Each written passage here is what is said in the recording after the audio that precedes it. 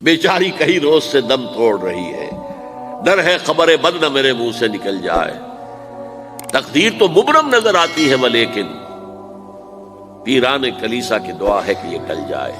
تو پہلی بات میری ختم ہوئی، عالمی نظام خلافت دنیا کی تقدیر مبرم ہے، ہو کر رہے گی، اس میں کسی صاحب ایمان کو کوئی شک، کوئی شبہ، کوئی ریب نہیں ہونا چاہیے۔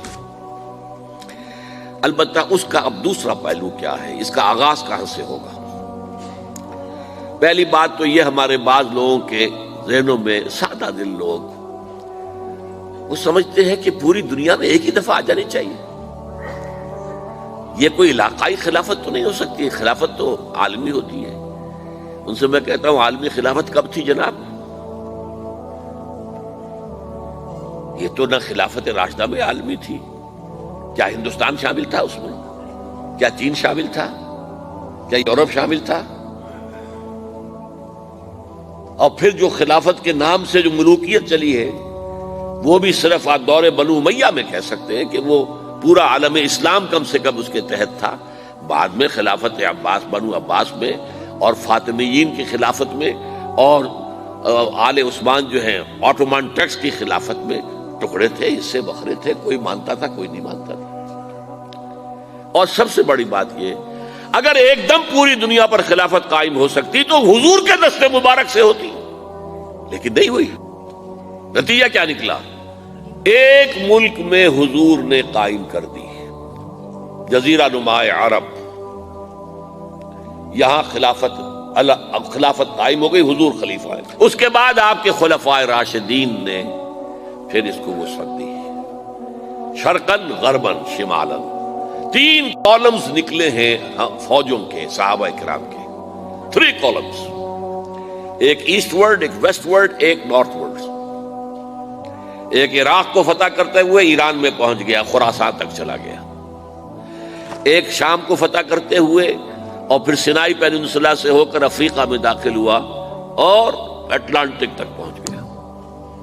تیسرا سیدھا شمال میں گیا، لیکن یہ زیادہ دور نہیں جا سکتا تھا، کوکیشین ماؤنٹینز آ گئے، کوہ قاف۔ اس زمانے میں تو یہ یوں سمجھیے کہ امپیسیبل تھا نا، کوہ قاف، لہذا وہاں آ کر رک گیا بابا۔ اب بھی یہ ہوگا، کسی ایک جگہ سے شروع ہوگا پھر پھیلے گا، اس کے سوا کوئی چارہ کار ہے ہی نہیں۔ اگر ہر جگہ پوری دنیا میں ایک ہی وقت میں ہو سکتا تو حضور کے دست مبارک سے ہوتا صلی اللہ علیہ وسلم۔ اب وہ نقطہ کون سا ہوگا، نقطہ آغاز کون سا ہوگا؟ اس میں پہلی بات تو میں نے کہا، جو شک کرے گا اس کا پھر ایمان مشکوک ہے۔ ہوگا، لازماً ہوگا، گلوبل ہوگا، پوری دنیا میں ہوگا۔ کہاں سے شروع ہوگا اس میں آپ اختلاف کر سکتے ہیں، لیکن مجھے تو 2 حدیثیں تو ملی ہیں جن سے یہ اندازہ ہوتا ہے کہ یہ اس مشرقی خطے سے ہوگا، عرب کے مشرق کی جانب کسی ملک سے ہوگا، کسی خطے سے ہوگا۔ وہ حدیثیں بھی اب آپ پڑھ لیجیے پہلے، پھر میں کہہ رہا ہوں یہ خزانہ ہے جو ہم نے آپ کی خدمت میں پیش کیا ہے، کاش کہ آپ اس کی قدر کر سکیں، یہ حدیثیں آپ کو ازبر ہو جائیں، یاد ہو جائیں، لوح قلب پر نقش ہو جائیں۔ ہندوستان اور خراسان یعنی موجودہ افغانستان کا ذکر ابن ماجہ کی روایت ہے، عن عبداللہ ابن الحارث رضی اللہ تعالی عنہ قال رسول اللہ صلی اللہ علیہ وسلم یخرج ناس من المشرق یوطئون للمہدی یعنی سلطانہ، یعنی سلطانہ، دونوں طرح سے پڑھ سکتے ہیں۔ حضرت عبداللہ ابن حارث فرماتے ہیں رضی اللہ تعالی عنہ کہ حضور نے ارشاد فرمایا، مشرق کی طرف سے وہ فوجیں نکلیں گی، لوگ آئیں گے جو عرب میں مہدی کی حکومت قائم کریں گے۔ یہ مہدی کون ہوں گے اس کا ذکر میں ذرا بعد میں کروں گا، لیکن نوٹ کر لیجئے کہ مہدی سے پہلے لازماً کسی مشرقی علاقے کے اندر وہ نظام قائم ہو چکے گا، تب وہاں سے فوجیں آئیں گی نا۔ یہ مشرق کون سا ہے؟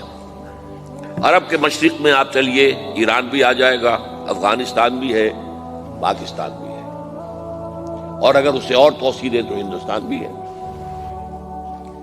یہ ہے عرب کا مشرق،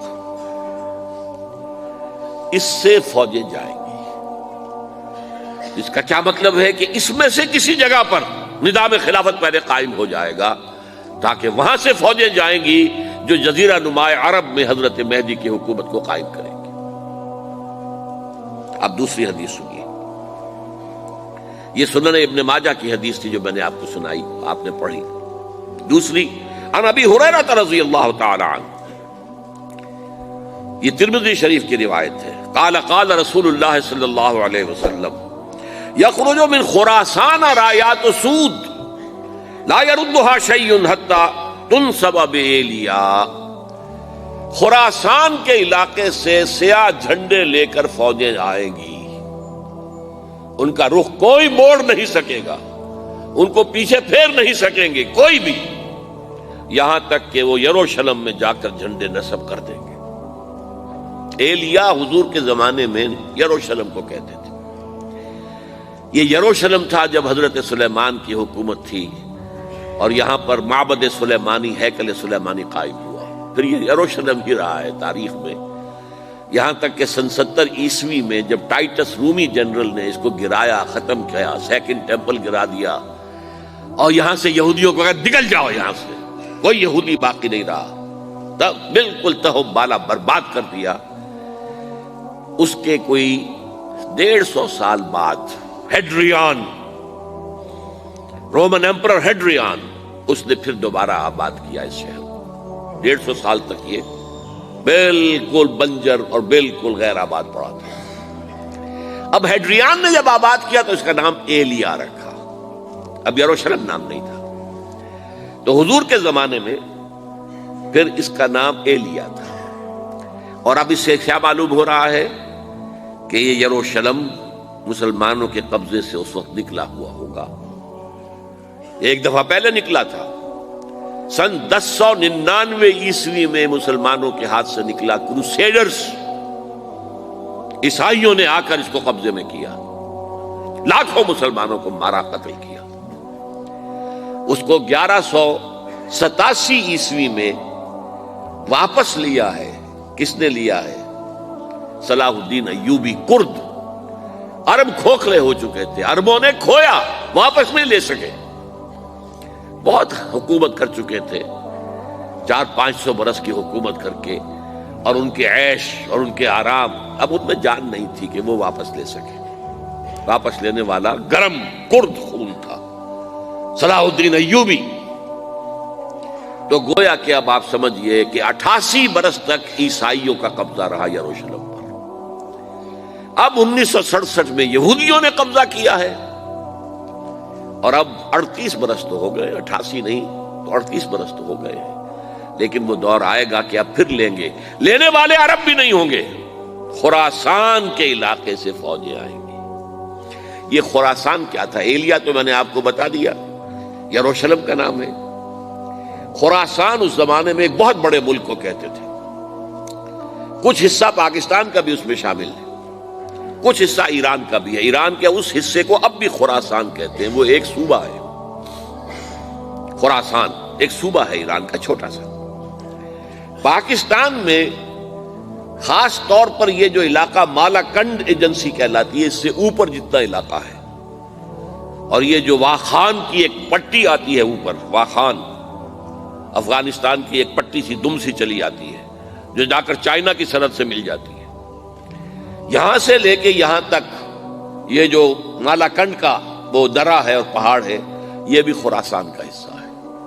باقی تقریباً 2/3 آف افغانستان ساؤدرن حصہ نہیں ہے خراسان کا حصہ، یہ سیستان کہلاتا تھا، یہ خراسان نہیں ہے، لیکن یہ کہ اوپر کا 2/3 آف افغانستان، اور اس کے ساتھ یہ جو عرب جو اب یہ ترک ممالک آزاد ہوئے ہیں سوویت یونین کی ڈسولوشن کے ساتھ، یہ سارا علاقہ کہلاتا ہے خراسان